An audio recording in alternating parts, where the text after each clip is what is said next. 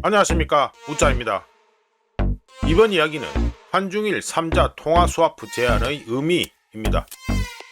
그럼 보시죠.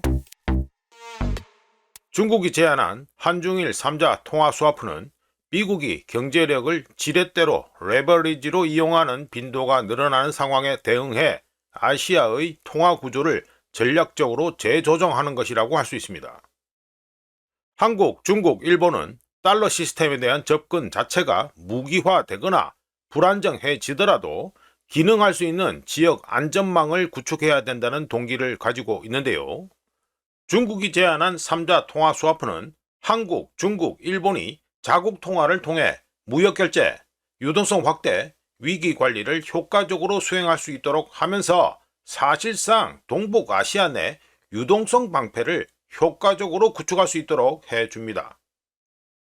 그리고 3자 통화 스와프는 관세, 제재, 달러의 영향력이 미국의 국가정책 수단으로 사용되는 2025년 현재 세상에서 금융적 자기 방어 성격을 띠고 있습니다.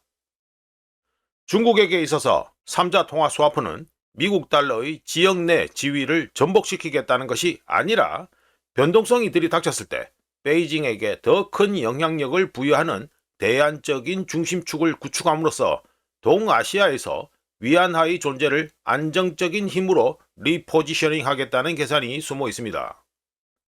게다가 3자 통화 스와프는 천천히 진행되는 심리전이기도 해서 한국과 일본 같은 미국의 동맹국들을 겉으로는 기술 관료적인 것처럼 보이지만 실제로는 지역 무역 및 유동성 운영에서 위안화에 대한 노출을 점진적으로 정상화하는 틀 속으로 한국과 일본을 끌어들이는 것이라고 할 수 있습니다. 한편 한국과 일본에게 있어서 3자 통화 스와프 같은 계산은 실용적입니다.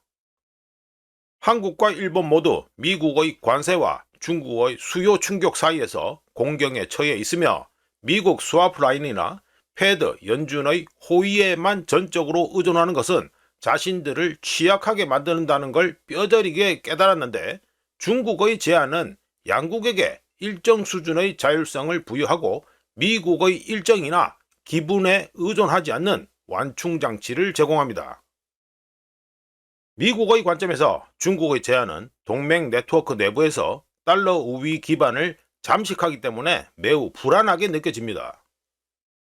글로벌 금융 배관 또는 시장이 붕괴할 때 누가 유동성을 공급하고 어떤 통화가 결제를 결정하며 위기 상황에서 누가 규칙을 정하는지에 관한 억수로 중요한 문제와 관련된 것이라는 걸 알고 있기 때문에 미국은 동맹을 정치적으로 더 묶어두고 군사 및 정보 협력을 재확인하는 동시에 서울과 도쿄를 미국의 궤도에 고정시키기 위해 더 많은 재정적 지원, 새로운 통화 스와프 협정, 무역 인센티브, 심지어 선택적 관세 감면까지 제공하는 식의 미묘한 대응을 할 가능성이 있습니다.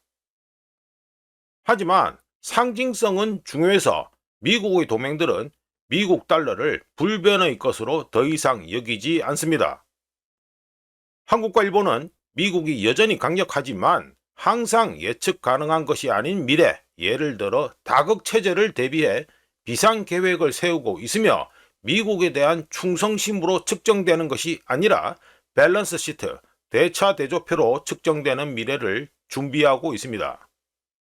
다만 중국몽이 의심되는 정권이 들어선 한국뿐만 아니라 일본 역시 위안화를 이용해 미국 달러에 대한 해지 전략을 구사하겠다는 것은 중국이 한국과 일본 경제를 장악하도록 돕는 것이라는 문제가 있으며 진짜 문제는 미국이 계속해서 금융 시스템을 무기화할 경우 동맹국들이 아무런 백업 플랜 없이 얼마나 오랫동안 미국 금융 시스템에 의존할 수 있느냐입니다.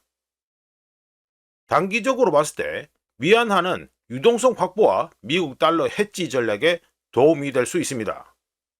하지만 장기적으로 봤을 때 위안화의 지배력 확대는 한국과 일본에게 실존적 위협이 될 것입니다. 이상 한중일 통화 스와프 제안의 의미 이야기였습니다. 구독, 좋아요, 그리고 회원가입 감사합니다. 다른 이야기로 또 찾아뵙겠습니다.